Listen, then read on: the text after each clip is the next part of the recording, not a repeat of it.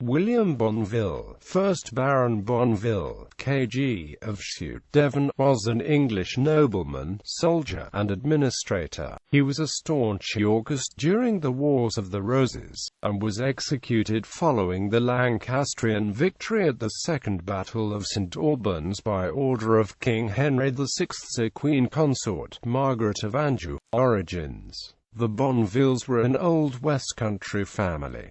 The date of William Bonville's birth is uncertain. Cochrane states that he was born the 30th of August 1393, while Richardson states that various documents indicate he was 4 years of age in 1397, 16 years of age in 1408, and 21 years of age in 1414. He was born at Shute, Devon, the son of Sir John Bonville, son and heir apparent of Sir William Bonville of Shute by his first wife, Margaret d'Aumale, the daughter of Sir William d'Aumale. Bonville's mother was Elizabeth Fitzroger, the only child and sole heiress of John Fitzroger of Chewton, Somerset of Chewton, by his wife Elizabeth de Holland, daughter of Robert de Holland, 1st Baron Holland, by his wife Maud La Zouche, daughter of Alan La Zouche, 1st Baron La Zouche of Ashby, by his wife of Sutton Alice. Elizabeth survived her husband and remarried to Richard Stuckley of Ridgewell, Essex, Member of Parliament for Sussex, in 1415, March 1416 and 1417, by whom she had 2 sons, Roger Stukeley and Hugh Stukeley, who were thus Bonville's brothers of the half-blood. Bonville had a brother and 1 sister of the whole blood, Thomas Bonville. Isabel Bonville, wife of Sir Richard Champernowne of Modbury, Devon, son of Sir Richard Champernowne by his second wife, Catherine Daubeny, daughter of Sir Giles Daubeny. Inheritances. As Bonville's father, Sir John Bonville, had predeceased his own father, Bonville was heir to his grandfather, Sir William Bonville, when the latter died on the 14th of February 1408. He was also heir to his mother, Elizabeth Fitzroger, at her death on the 15th of April 1414. Career. Bonville was knighted before 1417 during the campaigns in France of King Henry V.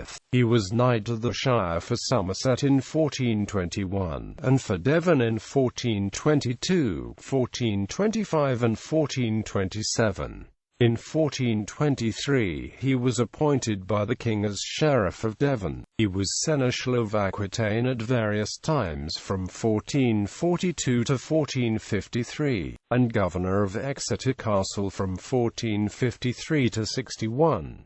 In 1443 Bonville was retained to serve King Henry VI for a 1-year term, and in 1449 was retained to serve the king at sea. He was summoned to Parliament from the 10th of March 1449 to the 30th of July 1460 by writs directed, for the most part, Wilhelmo Bonville Domino Bonville de Chewton, by which he is held to have become Baron Bonville. On the 8th of February 1461 he was nominated to the Order of the Garter. Battle of Clyst Heath. In 1441 riots resulted from a dispute over the Duchy of Cornwall between Bonville and Thomas Courtenay, 13th Earl of Devon, and on the 14th of December 1455 the two sides fought the Battle of Clyst Heath near Exeter, which resulted in the defeat of Bonville, the sacking of Shute, and injury to a number of persons. Wars of the Roses. According to Richardson, Bonville was to all outward appearances loyal to King Henry VI during the Wars of the Roses until he joined the Yorkist side at the Battle of Northampton in July 1460. Both his son, William Bonville, and his grandson, William Bonville, 6th Baron Harrington, were slain at the Battle of Wakefield on the 31st of December 1460. death. Less than 2 months later, in 1460, the Yorkists suffered another defeat at the Second Battle of St Albans, where Lord Bonville and another Yorkist, Sir Thomas Carril, were taken prisoner by the victorious Lancastrians. The two men had kept guard over King Henry VI during the battle to see that he came to no harm. The king had been held in captivity by Richard Neville, 16th Earl of Warwick, and transported in the train of the latter's army, but had been abandoned on the battlefield.